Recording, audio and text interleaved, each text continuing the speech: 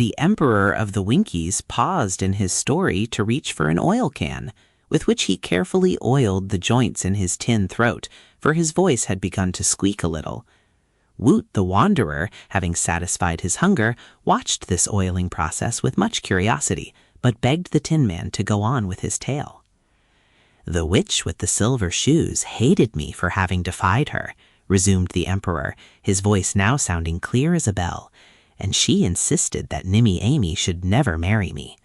Therefore she made the enchanted axe cut off my other arm, and the tinsmith also replaced that member with tin, including these finely jointed hands that you see me using. But alas, after that, the axe, still enchanted by the cruel witch, cut my body in two, so that I fell to the ground. Then the witch, who was watching from a nearby bush, rushed up and seized the axe and chopped my body into several small pieces, after which, thinking that at last she had destroyed me, she ran away, laughing in wicked glee. But Nimmy Amy found me. She picked up my arms and legs and head and made a bundle of them and carried them to the kinsmith, who set to work and made me a fine body of pure tin. When he had joined the arms and legs to the body and set my head in the tin collar, I was a much better man than ever, for my body could not ache or pain me, and I was so beautiful and bright that I had no need of clothing." Clothing is always a nuisance, because it soils and tears and has to be replaced, but my tin body only needs to be oiled and polished. Nimmy Amy still declared she would marry me, as she still loved me in spite of the witch's evil deeds. The girl declared I would make the brightest husband in all the world, which was quite true. However, the wicked witch was not yet defeated. When I returned to my work, the axe slipped and cut off my head, which was the only meat part of me then remaining. Moreover, the old woman grabbed up my severed head and carried it away with her and hid it.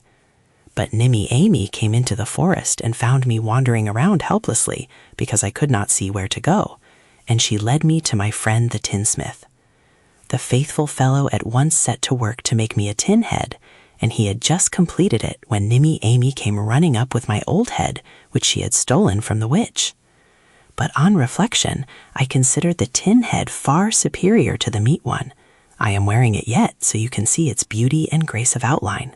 And the girl agreed with me that a man all made of tin was far more perfect than one formed of different materials. The tinsmith was as proud of his workmanship as I was, and for 3 whole days all admired me and praised my beauty. Being now completely formed of tin, I had no more fear of the wicked witch, for she was powerless to injure me. Nimmy Amy said we must be married at once, for then she could come to my cottage and live with me and keep me bright and sparkling.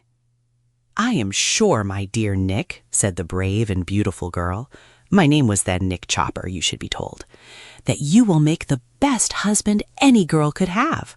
I shall not be obliged to cook for you, for now you do not eat.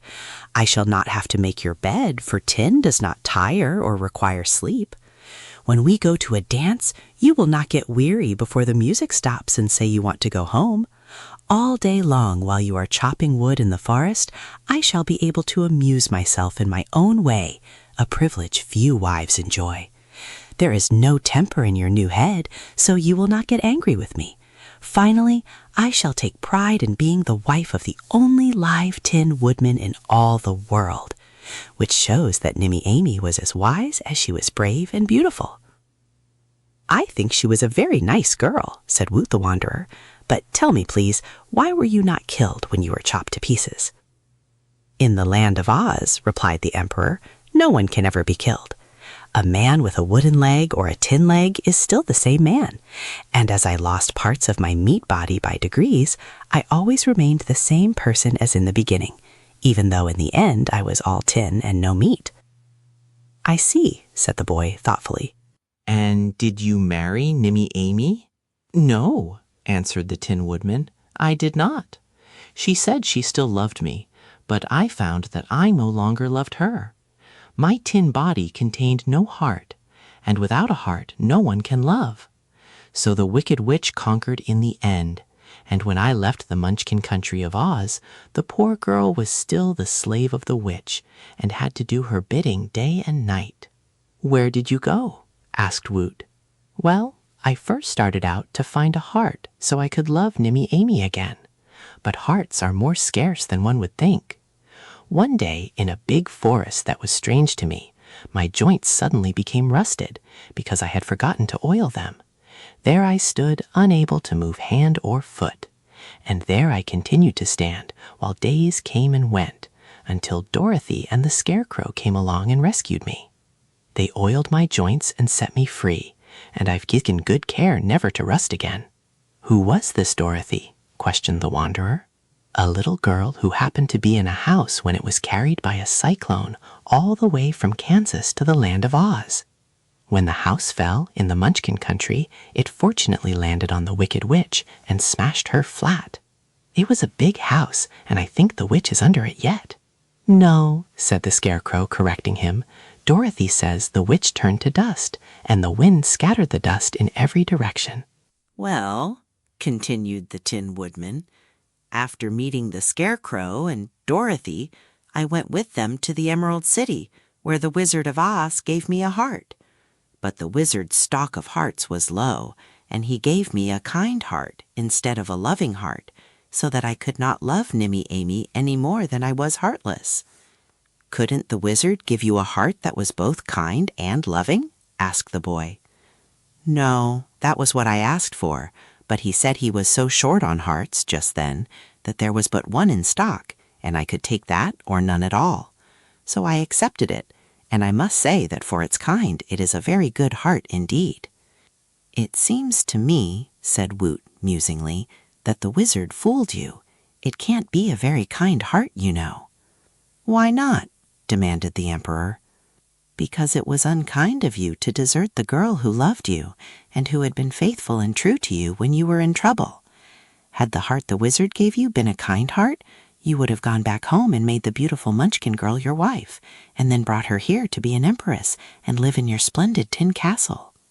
The Tin Woodman was so surprised at this frank speech that for a time he did nothing but stare hard at the boy Wanderer.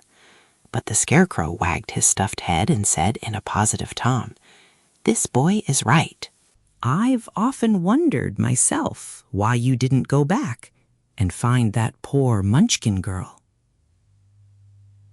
Then the Tin Woodman stared hard at his friend the Scarecrow. But finally he said in a serious tone of voice, "I must admit that never before have I thought of such a thing as finding Nimmy Amy and making her Empress of the Winkies. But it is surely not too late, even now, to do this, for the girl must still be living in the Munchkin country. And since this strange wanderer has reminded me of Nimmy Amy, I believe it is my duty to set out and find her. Surely it is not the girl's fault that I no longer love her. And so, if I can make her happy, it is proper that I should do so, and in this way reward her for her faithfulness." "Quite right, my friend," agreed the Scarecrow. "Will you accompany me on this errand?" asked the Tin Emperor. "Of course," said the Scarecrow. "And will you take me along?" pleaded Woot the Wanderer in an eager voice. "To be sure," said the Tin Woodman, "if you care to join our party. It was you who first told me it was my duty to find and marry Nimmy Amy. And I'd like you to know that Nick Chopper, the Tin Emperor of the Winkies, is a man who never shirks his duty once it is pointed out to him. It ought to be a pleasure as well as a duty if the girl is so beautiful," said Woot, well pleased with the idea of the adventure. "Beautiful things may be admired if not loved," asserted the Tin Man. "Flowers are beautiful, for instance, but we are not inclined to marry. Duty, on the contrary, is a bugle call to action, whether you are inclined to act or not. In this case, I obey the bugle call of duty." "When shall we start?" inquired the Scarecrow, who was always glad to embark upon a new adventure. "I don't hear any bugle, but when do we go?" "As soon as we can get ready," answered the Emperor.